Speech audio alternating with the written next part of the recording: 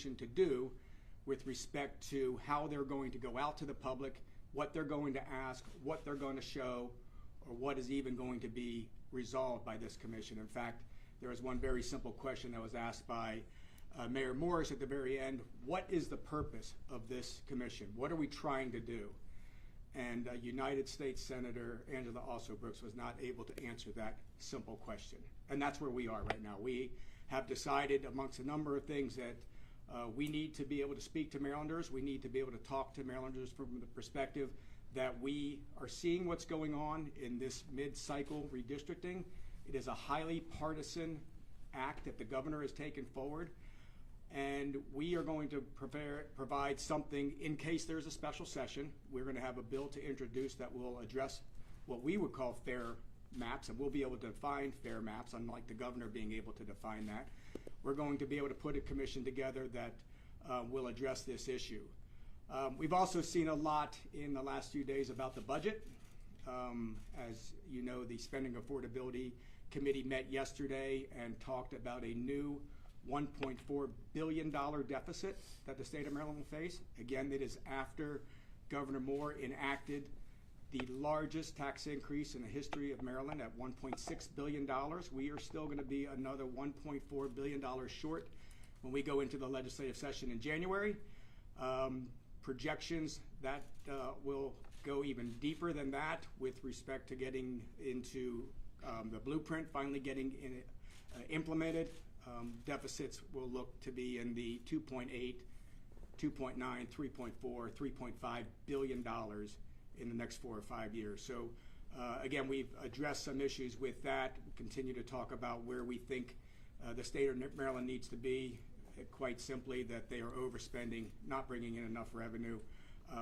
We think that the problem is overspending, and we think that there are a number of cuts that can be made that we will talk about in the budget. But more specifically, to address redistricting, Minority Leader Jason Buckle is going to talk about the bill that we have that would be introduced, again, if we have a special session or at the beginning of next session. Delegates Pipke and Senator Reedy will give some further comment to that, and then we'll be open for questions once that is done. So, Delegate Buckle. Thank you, Steve.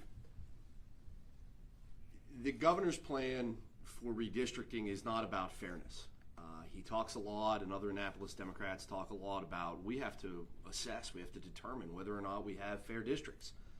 There's no earthly reason that there's some difference between what they viewed as fair in 2021 versus 2025. Fair, that's not what fair means. It's not about fairness, it's about politics. And the decision to undertake extreme partisan gerrymandering will have serious consequences for our state. Unfortunately, Maryland is already known as one of the most gerrymandered states in America. And Annapolis Democrats, they like it that way. And they have consistently refused to reform our redistricting process for years. There have been numerous attempts, commissions, bills, to attempt to sort of put some teeth to the redistricting process, make it a more fair, a more bipartisan, and a more transparent process. Because right now, it just benefits the party in power. It completely ignores unaffiliated voters, and it allows Democratic Party politicians to pick their voters to get results that have nothing to do with fair, free, and open democratic elections, democratic small d. We believe that there's a more fair and principled way to do this than what the governor is proposing, and that's why we'll intend to be offering, again, either at a special session or in the beginning of the 2026 session, the Fair Districts for Maryland Act. What will the act do? I think it can be summarized best in 3 principal parts. First thing it will do is it will put into statute and affirm once and for all that the redistricting process is a once-a-decade process. So after the United States Census is promulgated, there will be a redistricting commission. Those will be the maps that get adopted as a result of that commission. They will last until the next United States Census. There won't be this every 2 years, every 4 years, every 5 years, depending upon how the political winds blow, ability to go in and sort of mess with the maps and change people's expectations. Secondly, the commission will be bipartisan.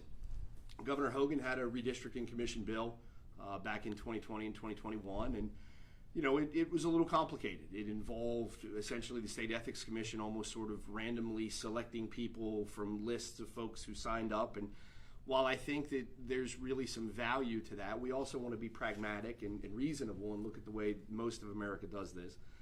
A lot of states that do this in a more bipartisan way, they have a bipartisan commission, as ours would be, comprised of designees from the governor's office. So the governor will still have a large role, in some senses a primary role in the process.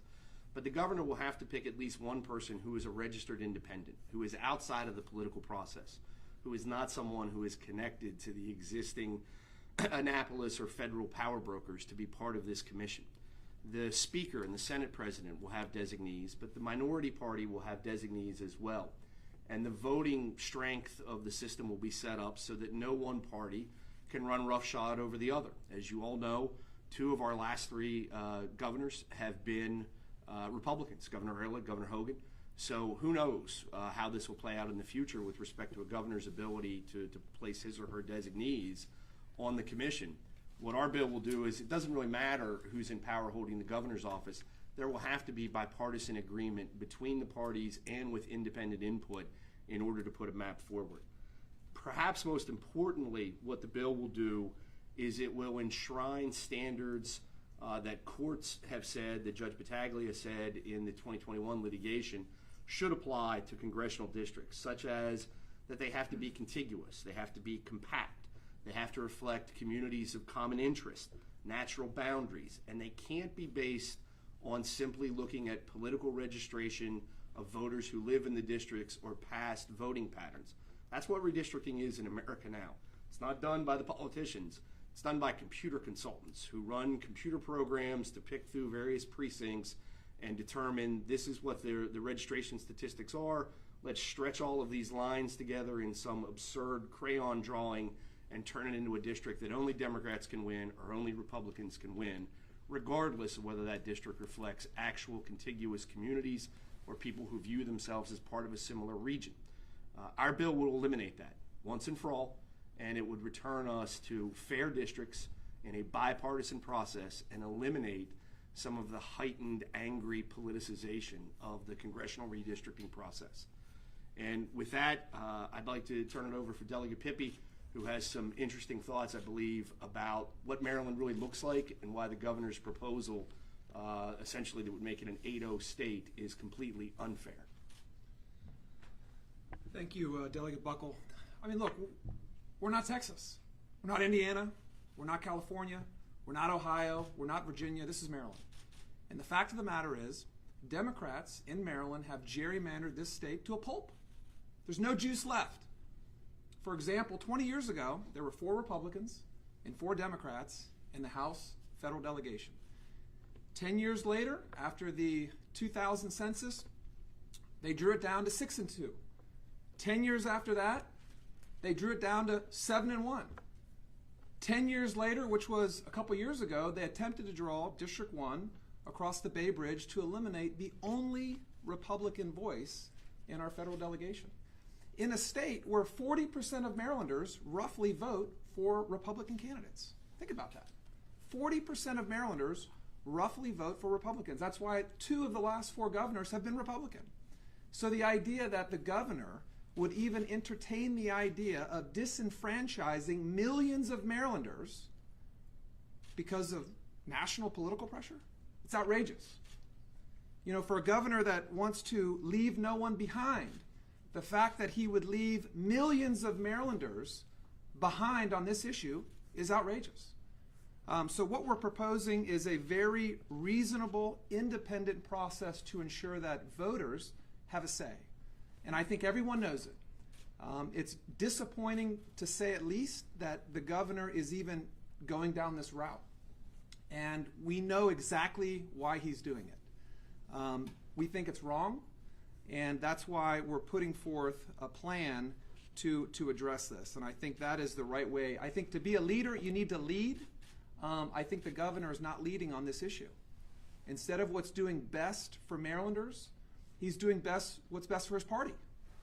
That may help him in a primary, but that doesn't help Marylanders who are focused on high cost of living, high cost of energy, Inflation, it was just mentioned that yesterday we now are looking at another $1.4 billion hole that Marylanders are going to have to fill. That's what we should be focusing on, not eliminating voices in our state. So with that, I'd like to introduce my colleague, Senator Justin Reedy, for the final thoughts. Thank you. Thank you, Delegate Pippy. And just to put another fine point on this, when we talk about the issue of fairness, only in Maryland could the party that has 57% of the voter registration and owns 88% of the congressional seats say that it's fair to take away the 12% for fairness. It's insanity, in my view, considering how dependent we are on the federal government. As we've just watched in this shutdown, a shutdown that Governor Moore actively aided and abetted by trying to give aid and comfort to our 2 U.S. senators who voted repeatedly to keep the government closed for no reason. Because as you can see, we've reopened it. We could have reopened it. It could have never been closed. It's insanity to say we should not have any Republicans in our federal delegation at all. You know, if we were up here and it was 5-3, it'd be a lot harder to argue. We got one Republican in a state that, as we've heard, on average, about 40% of Republicans, 40% of the top voters vote for the Republicans statewide, generally speaking, give or take a couple percentage points. So it's just the height of absurdity to say that it would be fair to do that. And let's take a moment now, too, because I think it's important to understand where we are in the country. The mid-cycle redistricting, we hear, of course, that Texas started it all, and now these other states are moving. Let's be very clear. We've actually, in the news just in the last couple of days, there's at least, I believe, three red states that have said, either over time or just recently, said we're not moving forward, or we're very unlikely to move forward with doing an 8-0 or a 4-0. Utah, which has a court order, but they could defy that court order and try to redraw their maps. Utah said, we're not going to do that. We're going to keep one Democrat district. Utah could very easily draw 4 districts that are Republican, and they're keeping one Democratic district. Kansas has said, we're not doing it. They're not going to. They have a swing district out of their, I think it's 3 districts. And Indiana, there's been pressure on Indiana, but it looks like Indiana's not going to do an 8-0 map either. So there's actually cover here to kind of de-escalate this tension. And I think that's why we're offering this bill as a good faith effort to say, why don't we try to join in the national movement to really say, hey, let's cool down the temperature. This is an opportunity to still end up with a map. If we pass this bill and this was our redistricting plan, it would still end up with a map that was mostly Democrats in the state as far as congressional seats. But it would be much more fair process.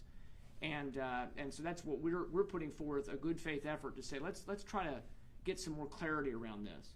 I just think it's so important to say that this is not a situation where a state has many seats that are the minority party. There is one Republican out of 10 federal officials we have, 2 U.S. senators, 8 congressmen. One Republican. And we are saying, for a state heavily dependent, as we can tell by the budget deficit the governor has not breathed a word about, we can tell that we are heavily dependent on federal government involvement in our state. Why would we, when the national government goes back and forth like a pendulum, why would you not want to have any Republican voice on Capitol Hill? That's crazy. So it's not even just about, it's not fair, it's also just not smart. So that's why we're trying to put forth a good faith attempt to say, let's try to redress redistricting long term. But we also are here to say it's absolutely the wrong thing to try to squelch the small amount of voice for a minority party in this state. And so with that, we'll be happy to take any questions. A question about one of the, without having read the bill, one of the components of the proposal, which is this codification of language that would ban mid-cycle redistricting. Does that mean, can one infer from that Republicans don't believe that there's a legal question about whether or not Maryland can mid-cycle redistrict? I think that there is probably a legal question that could be presented. Unfortunately, because this is going on in so many other states across the country, as many of you know, I practice law for a living, and I tell my clients always this: if you can avoid it, don't push all your chips into the middle of the table and just wait for a judge to decide. Do the right thing in terms of how you can handle things before litigation. Don't just bet the farm on what the litigation outcome would be. So there's certainly an argument to be made, and that probably will be made, that we don't have the authority under the governor's proposal or potential proposal now to go back midway through the cycle and redistrict. This legislation will make that clear. There won't be any more question. If we pass this legislation, no one will be able to go and try doing it again and go to the Maryland. Yeah, we have the right to do that because they'll wave this around and say, nope, the Maryland General Assembly passed a bill that said that you can't do it. And so we think that it's a little bit of a gray area, and we should be very clear, black and white, that this is a once every 10 year after the census process, as it has been for political generations before us. Do you, in this process, Democrats have stuff that they could lose. I mean, they could lose Sure. a whole district or two. Do you Sure. have faith in the Supreme Court's, which has Hogan appointees or Republican governor appointees, that Yeah. it could actually swing in your favor? I mean, it could. I would hesitate again to say this, and some of this is not based on my political experience, but my professional experience. Our state courts are not like the federal courts. We've gotten to the point where we look at the United States Supreme Court and we say, you're a Republican justice, you're a Democrat justice. That's not really how Maryland's appellate courts work. A lot of that is because of the necessity of we have to appoint people from districts, from regions onto the Court of Appeals, or the Supreme Court as it's now called. So I do think that there really is a risk. Congressman Harris has talked about that. Others have talked about that.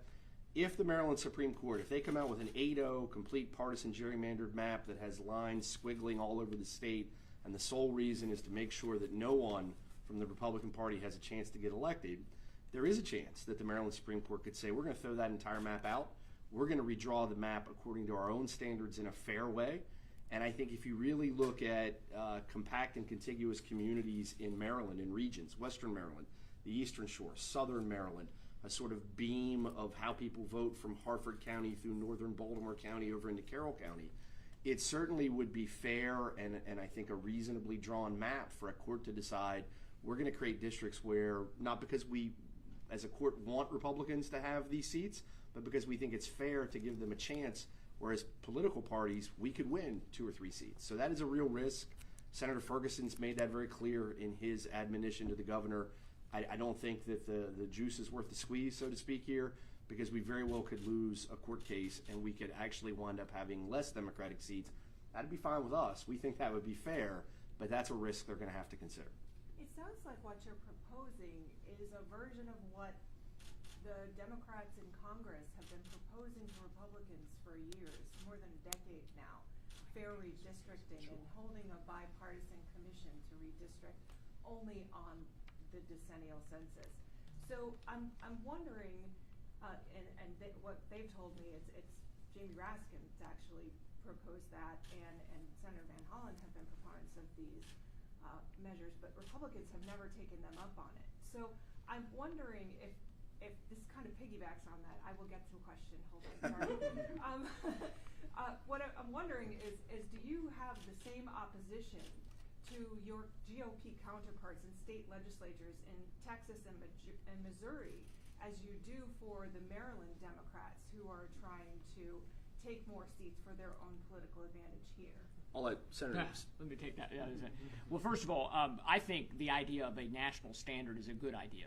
And I think we probably all 4 of us, I think, agree that a national standard would be a good idea. But how you get there and what you do is important. The bill you're referencing, it's always brought up that, Democrats offered this in 2021. They offered a bill to completely federalize all elections and do a whole lot of other stuff. So I think, I just speaking for myself, sorry, I didn't mean to rope all 4 of you in. I think for myself, the idea of there being a nonpartisan commission requirement is not, for me just speaking personally, is not a bad thing for Congress to consider. Generally, what's come along with that is a whole lot of other things that have been in those bills that have to do with a lot of sort of left-wing touchstones, and I don't want to get way in the weeds. So I think, it depends on how it's offered, and we'd love for, I think, all of us, the United States Supreme Court at some point might get a chance to weigh in, which might be the way to get some more of an equal protection of rights type standard. And I am not an attorney, so I won't pretend that I know what that would look like exactly. So to answer your question, I think nobody is opposed to the idea of every state having a more independent redistricting process. The question of the specific bill, I'm not. There's a lot more to it than that. So, so that I guess that's my answer to the question. Yeah. Also, I'd like to just highlight a distinction. So we heard from Senate President Ferguson warning his colleagues that this could backfire on them. But that was a political warning. We're here today in good faith of trying to do what's right, not for political reasons. There's a distinction of why we think it's wrong to draw out the only Republican district in Maryland, because it's wrong. And that's why I started my speech with, we're not Texas, we're not Ohio, we're not Virginia, we're not these other states, we're in Maryland. And in Maryland, it's true that Democrats have the historical distinction of gerrymandering the hell out of our state for decades. That's a fact. We are one of the most gerrymandered states in the country, if not the most. As I highlighted earlier, it wasn't long ago that Republicans, despite having no more registrations, right, despite having no more advantage statewide, there were 4 and 4. There were 4 Republicans and 4 Democrats. In every decade, every census, the Democrats have managed to surgically remove a Republican congressman from representation. That's the fact. And they just did this 2 years ago. And the courts weighed in on that and said it was wrong. And so the fact that they are back again trying to do the exact same thing, draw that district across the Bay Bridge into Annapolis to remove Andy Harris because they don't like him, it's wrong. And we're not here, you could make the argument that we're here for political reasons. We're not. We're here trying to say we want a fair process. And I think that is what is in the best interest of Marylanders. And we should be more focused on what's going on in Maryland and less about what's going on around the country. There are so many issues, big ticket issues in Maryland. I'm shocked that the governor has time to focus on what's going on outside of Maryland. We got one of the largest tax increase in Maryland history was implemented months ago, and the hole we found out yesterday is just as big. We have another $1.4 billion hole that we have to fill. We got energy crisis. We got audits all over the place with this administration. By the way, those audits are not incorporated into that deficit. The $500 million that was fraudulently billed to the federal government, that wasn't included in that proposed deficit. So I am shocked, we're appalled that the governor, with all of the irons in the fire, all of the things that he has to deal with, has time to figure out how to disenfranchise millions of Marylanders. It's outrageous. And so what we've done today is put fairness above politics by introducing a bill that puts it in the hands of nonpartisan participants, representation from the Democrats, the Republicans, the independents, and do what's best for the people. That's what we're recommending. Otherwise, we should say, yeah, go ahead, gerrymander it, and then have the courts give us more seats. That's not what we're asking. We're taking the high road by putting in reasonable and meaningful and independent legislation to do what's right for Marylanders based on the history of Maryland, and that's the distinction. Based on that, looking at where things stand with the commission and the timeline for all of this and the possibility of a special session still looming, so I'm clear, are you guys prepared to sue over this map if it does come forward? I think there definitely will be. I mean, I can tell you that you can't prepare a lawsuit until you know what the lay of the land looks like. But there are plenty of attorneys. There are the attorneys who handled the prior litigation, the case that struck the 8-0 map that was proposed in the 2021 special session. Those folks are still here. They still exist. There are plenty of other redistricting attorneys in Maryland, and of course, with our proximity to D.C., that's a subculture down there in the D.C. legal landscape.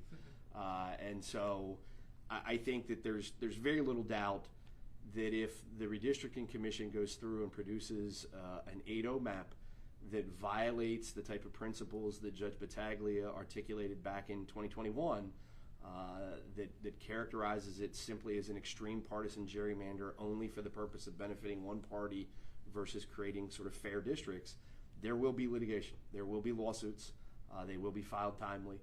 As Senator Ferguson pointed out, will that mess up potential filing deadlines for all offices across the state? Might. Will that change our primary dates? It could. Will that cause more cost, more expense to the state and to the Board of Elections? Sure could. I think all of those points that he made are just grist for the mill to say that this is not the right time. I don't know how they're going to be able to do a special session, quite frankly, timing-wise.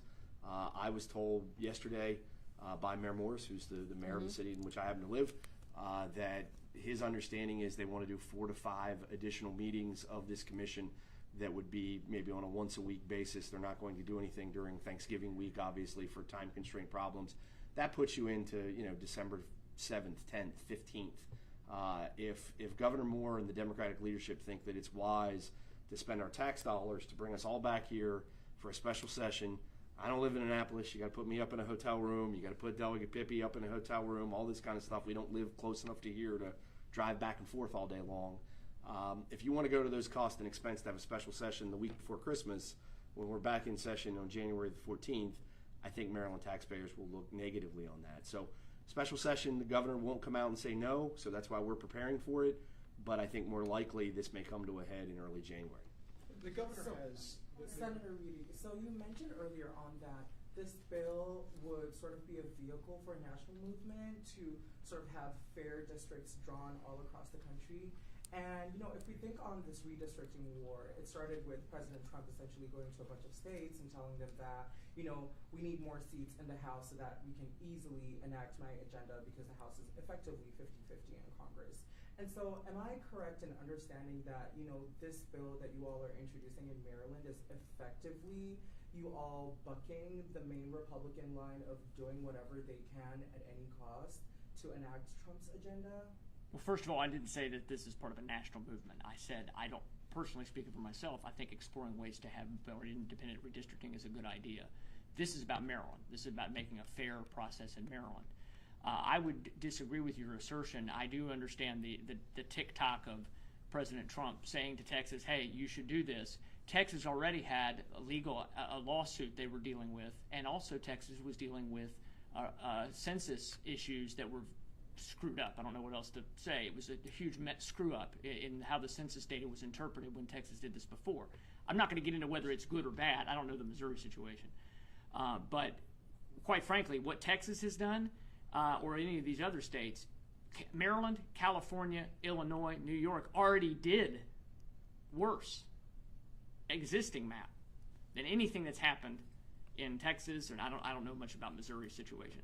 I'm not saying we're up here saying that's good or bad. We're here at the state level talking about what Maryland should do, and Maryland should not squelch the 12% voice in our congressional delegation, the only minority party member in our congressional delegation. It's actually bad politics. We're talking about what's right. It's actually not smart politics because there's going to be Republican presidents and Republican Senate and House majorities.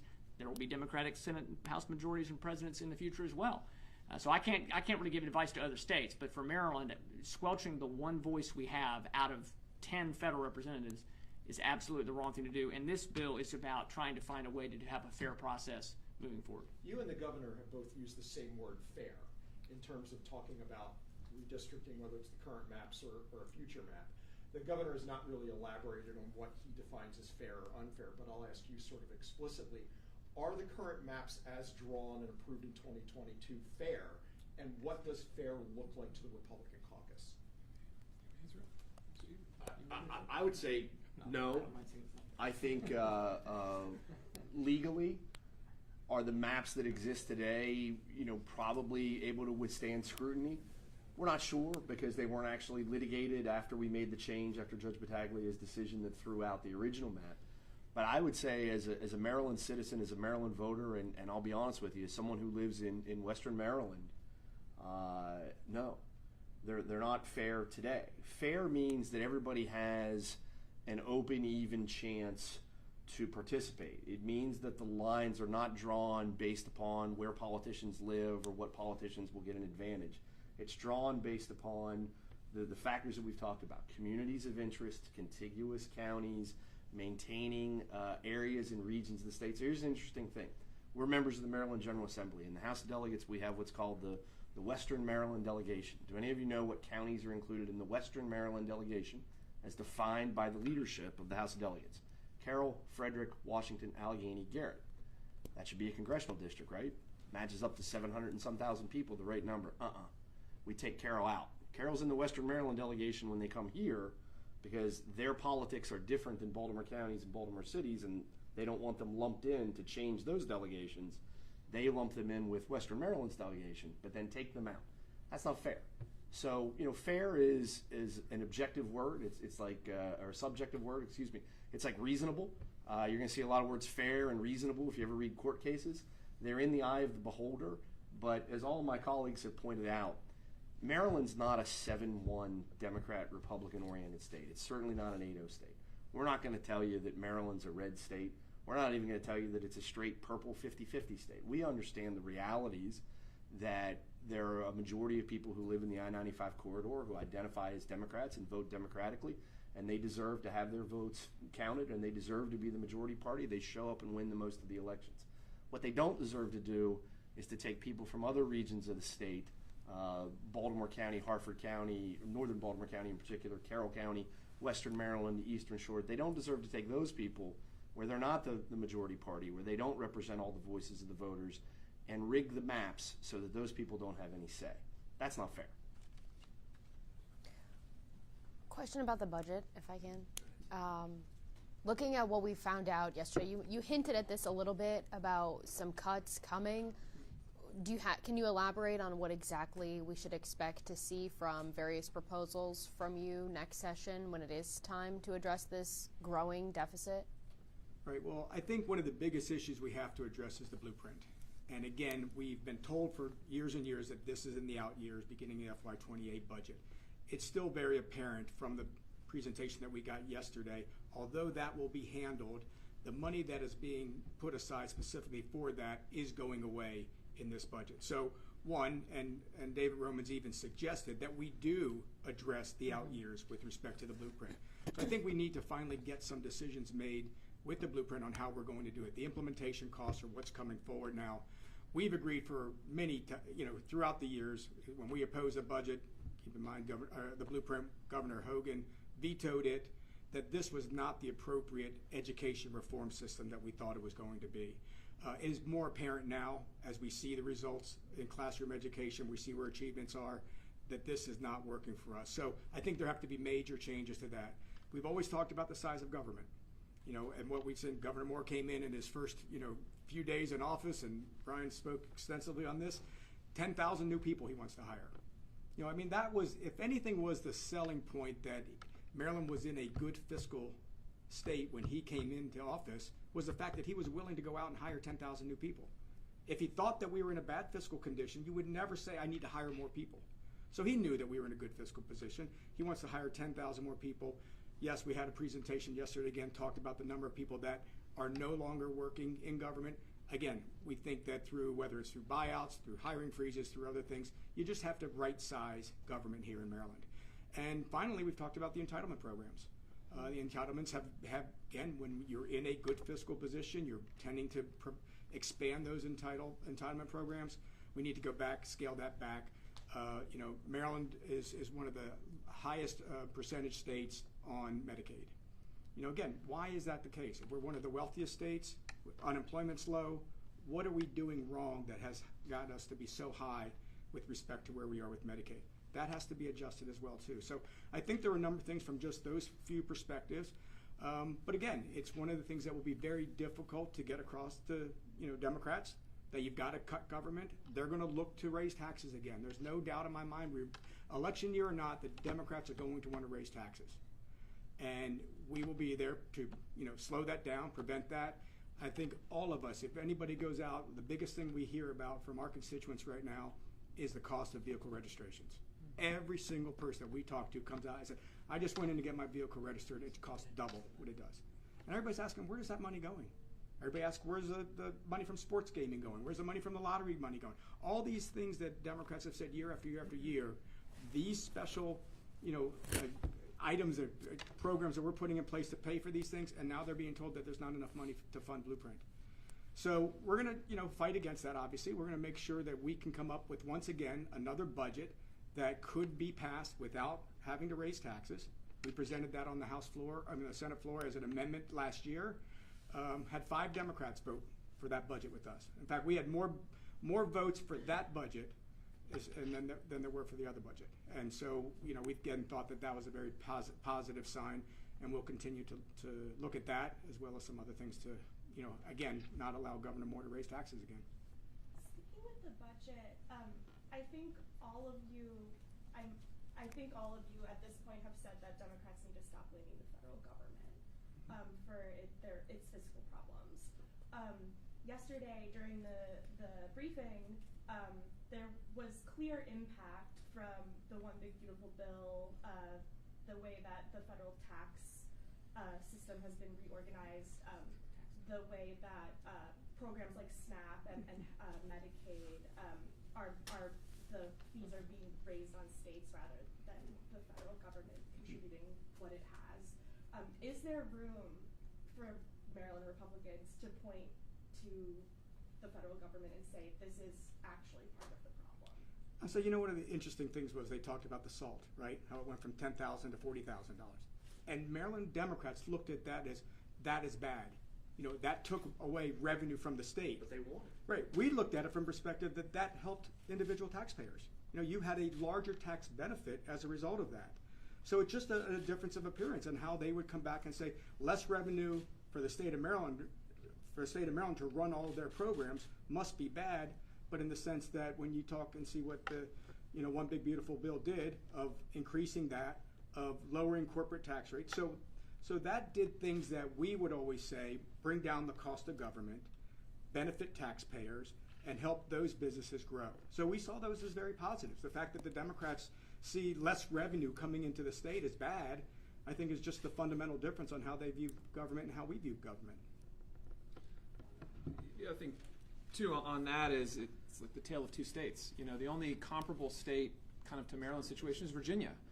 Why does Virginia have a $2+ billion surplus? Well, for one, Virginia, whether you're a Republican or Democrat, they support small business. Virginia has prioritized growing the private sector.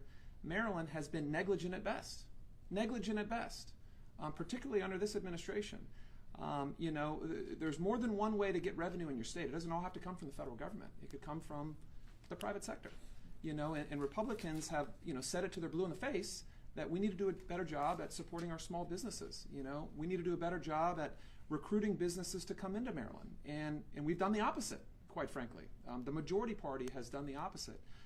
Most states surrounding Maryland all have surpluses. So conveniently, this administration has blamed every single woe they have on the Trump administration. Every single one. And maybe politically that works for them and the Democrat Party, but those aren't the facts. The fact of the matter is we've had lots of opportunities that were squandered to have a more robust economy, to hedge against a situation if the federal government reduces spending, just like Virginia. Virginia, they have Democrat-controlled House and Senate, but yet they have surpluses. How is that possible? They even have more federal workers than Maryland does. They have 40,000 more federal workers than they do.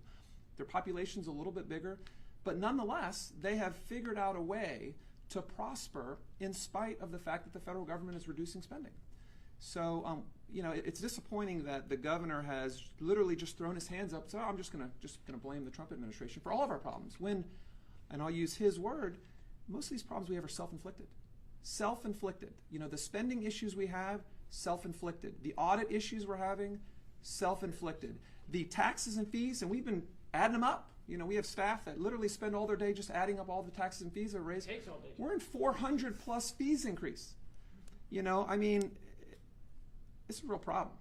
And there seems to be a significant lack of accountability with this administration. And we have real issues at Maryland. And I really hope that this administration takes some responsibility for the fiscal woes that we currently have, so that way we can move Maryland forward. On the budget too, I've talked to some people and varying opinions on whether tax increases there will be the appetite given the election, but just like we've seen in previous years, the increase in various fees and targeted tax and fee increases has been language that has been used before to kind of get to where the budget needs to go from the Democrats' perspective. At this point, do you believe that Marylanders should expect to see more fee increases if blanket tax increases are not on the table? I think that's probably, I sit on the committee that deals with all the taxes for the last decade plus. I don't think that there will be an appetite for the type of, we're going to raise a rate, so to speak, in income tax, sales tax, property tax. Everybody's going to see that and say, oh, you used to be 5%, now it's 5.25, whatever it is. I don't think that there will be the appetite for that because, frankly, what has all this process revealed? You can raise the rates of taxes and not really generate enough revenue to still pay for what you want to pay. At a certain point in time, it has a effect where you're chasing money away. Tobacco taxes are a great example of that. The more we raise the rate on tobacco taxes, the less revenue we actually get from tobacco taxes. I'm not a big fan of tobacco in general, so that's fine. Less people are smoking, that's good. But the tax situation has an effect. Targeted fees, sure. We talk. Jesse talked about. We have a fairly small staff of people who try to keep track of all these things. The Moore administration and the Democratic leadership has literally dozens and dozens and dozens of people who can find ways to be like, hey, we used to charge you $11.50 went to the state when you put a certain thing into your house. When you got a home entertainment system, we had a fee. Now we can raise that to $13.50. You probably won't even notice, but when we add it up, it'll be another $2 million, and on and on and on and on and on. So targeted fee increases, I suspect, probably will be part of the original budget. And if they're not part of the original budget, I think Democrats here in Annapolis will try to find ways to jam them in there. And you really have to look at them fee by fee. There are some things that maybe make a little bit of sense. There are a lot of things that were done over the last year or two that don't make sense. Increasing the vehicle registration fees, doubling them, adding new fees to almost everything you do. Every time you walk into a government office, you better bring your credit card because nothing's for free anymore and nothing's cheap. And we talk a lot about how we want to lift up the least among us, and we want to provide barriers or eliminate barriers for those who live in poverty in Maryland. I don't know how in the heck they can access most of the services and the government opportunities that exist because we charge you for everything out the wazoo. So that's definitely going to be on the table. On redistricting, one more. This commission, when they met, talked about getting a temperature from Marylanders on if they even want to go forward with this process.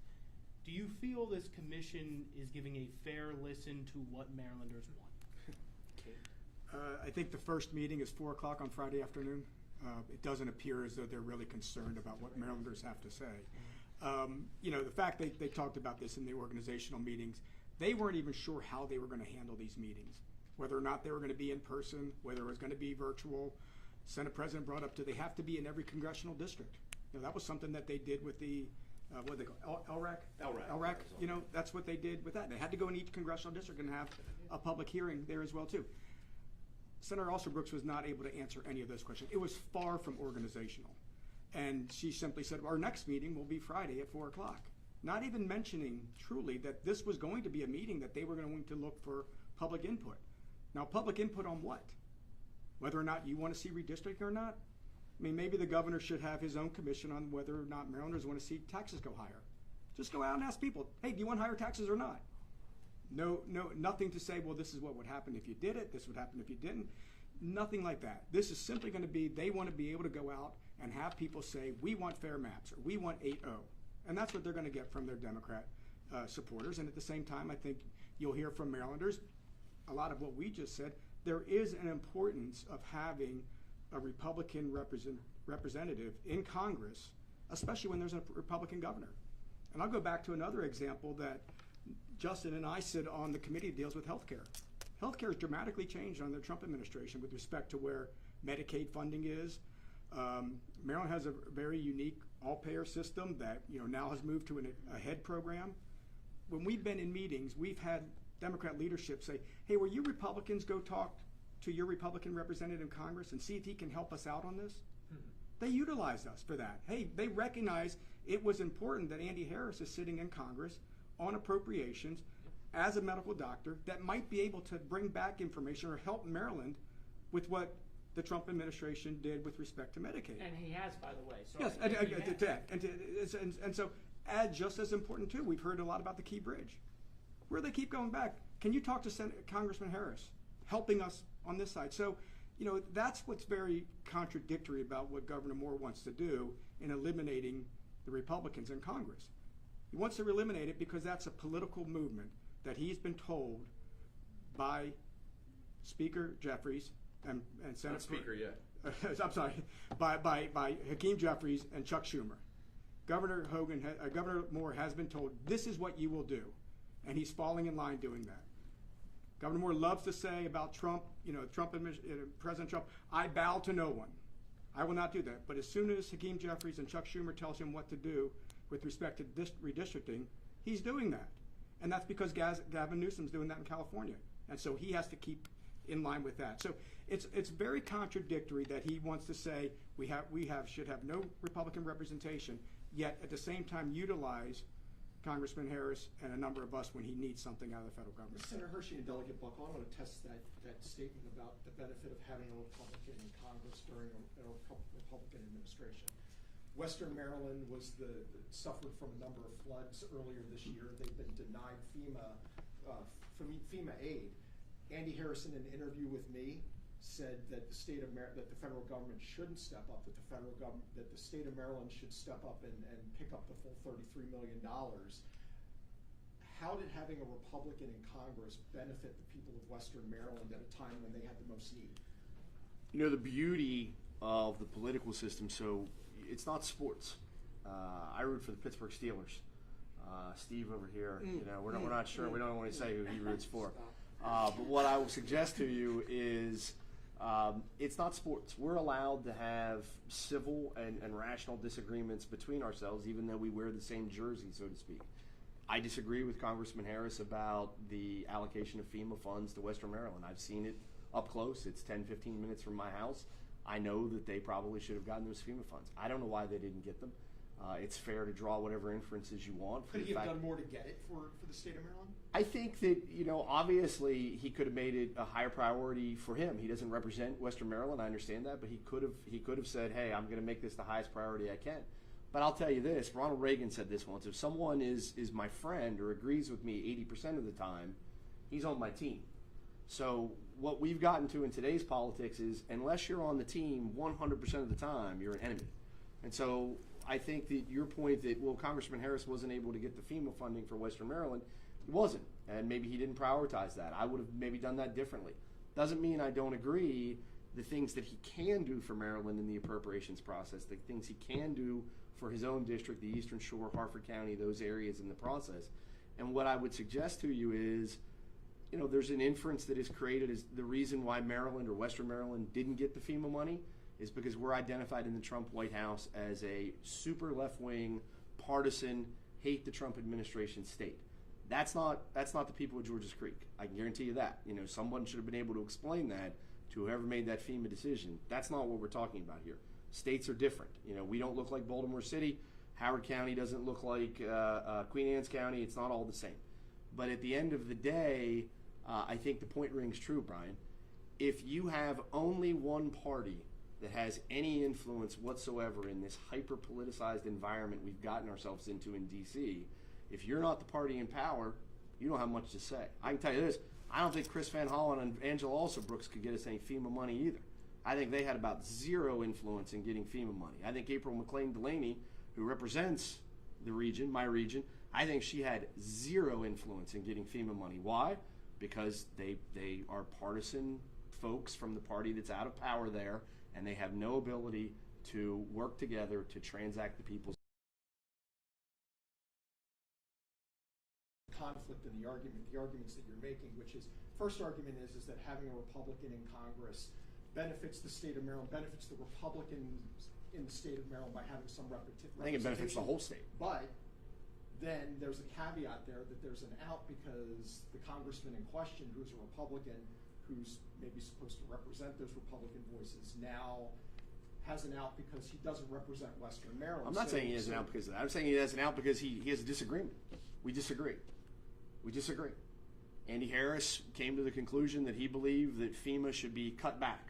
Now, I don't know if he's going to apply that if a tornado hits Ocean City tomorrow. I'm not sure what his position will be on that. We'll see. I hope nothing like that ever happens. But he took a position of, hey, we're cutting back some of FEMA's role as sort of the global national insurer of last resort when you have natural disasters, and we're looking for states to fill in some of those gaps. I would disagree with that when it applies to what happened in my part of the state. That does not mean that overall, on balance, having a more balanced congressional delegation does not enable you to have a bigger voice in Washington, D.C. I guarantee you this, when Democrats are in complete control of Washington, D.C., South Dakota and Wyoming don't have much of a voice there because they only have all Republicans, and they're not people who probably have an invitation to the White House or to the back room when the decisions get made. Does Maryland want to be the same way? Because Steve said it exactly, and Justin has too. Our nation is so divided, we go back and forth. You know, anybody that thinks that we're in an era of Republican hegemony, that you're only going to have Republicans in the White House and in Congress for the next 20 years is crazy. Just like all the Democrats who thought that with the emerging Democratic majority nonsense of the Barack Obama years, that didn't last very long. It's better to reflect the country, and the country is balanced. The country